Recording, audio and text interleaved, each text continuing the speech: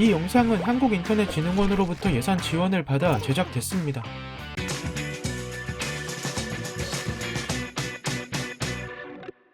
옛날에는 오랜 시간 집을 비우기라도 하면 우편함에 우편이 금방 가득 차서 지저분해졌습니다.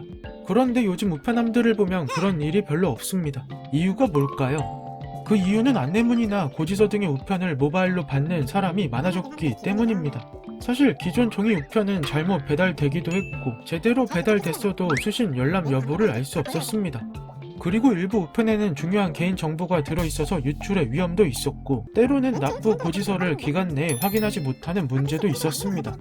이런 문제를 해결하기 위한 대책으로 모바일 전자고지가 탄생한 것인데 예전에도 전자고지라고 해서 안내문이나 고지서를 문자 메시지나 이메일로 받을 수 있는 비슷한 서비스가 있었습니다.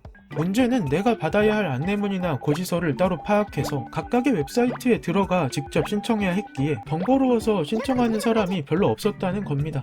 이와는 달리 모바일 전자고지는 안내문이나 고지서를 사용자가 이용하는 공인전자문서 중개자의 플랫폼을 통해 알아서 발송해 줍니다.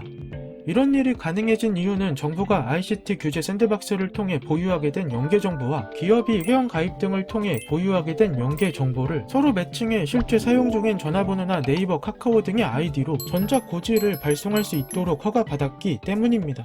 이때 무작정 발송하는 것이 아니라 모바일 전자고지를 최초로 수신 시 함께 안내하는 약관에 동의한 수신자에게만 발송하고 있고 그 종류는 국민연금, 국민건강보험, 국세 안내문 등 수백 가지가 있습니다.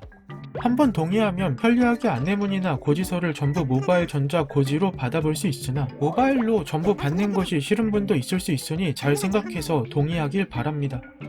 그런데 사용자가 모바일 전자고지를 확인하지 못하는 상황도 있지 않을까요?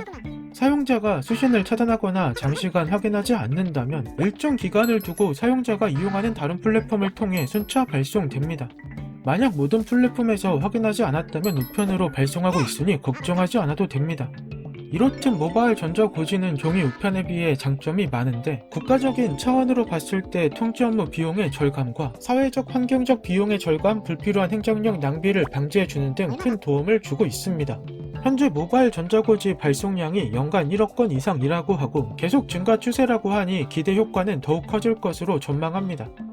향후에는 모바일 전자고지 외에도 전자영수증이나 전자처방전 등도 나올 수 있다고 합니다.